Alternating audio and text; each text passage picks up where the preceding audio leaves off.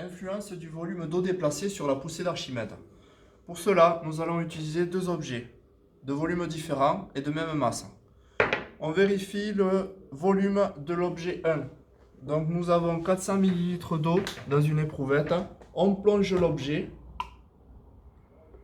Nous passons de 400 ml à 600 ml. Donc le volume de l'objet est de 600 moins 400, 200 ml. Je vérifie le volume de l'objet 2. On a toujours 400 ml d'eau dans l'éprouvette.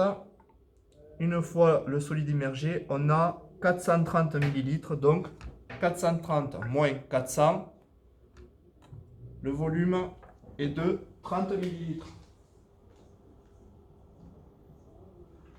La masse de l'objet 1.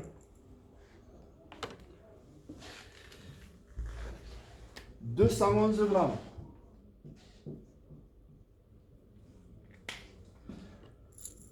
La masse de l'objet 2. 211 grammes. On arrondit à l'unité. Bon, même si c'est 211,4, oui, on arrondit, donc 211.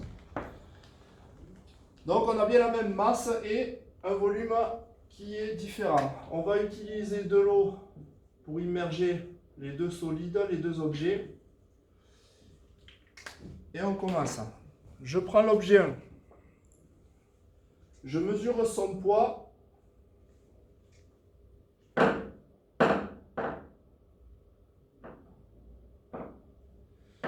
On a 2 newtons. Donc le poids dans l'air. Je l'immerge. Donc une fois immergé, son poids sera toujours de 2 newtons. Et là, on va mesurer le poids apparent, on va dire, c'est-à-dire une fois immergé. Donc ici, on a, je suis en dessous, il faut être en face pour faire la lecture, mais bon, c'est pour avoir une meilleure visibilité sur la caméra. Donc ici, on a à peu près 0,4 newtons. Une fois immergé.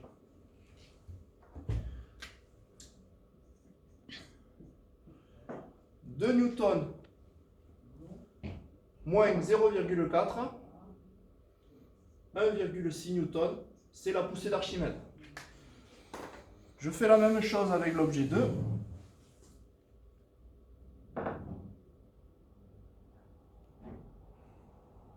j'arrive pas à le décrocher.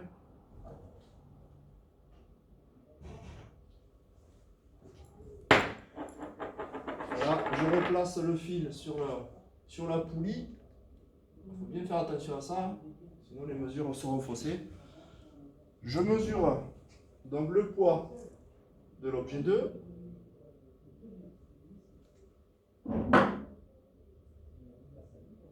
Je vais y arriver. Voilà. On a aussi 2 newtons.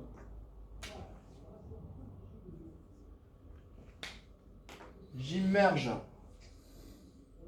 l'objet et on passe de 2 newtons à 1,7 newtons.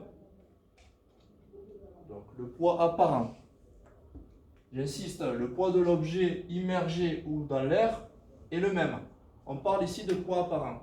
Donc j'ai dit 1,6 newtons. 1,7.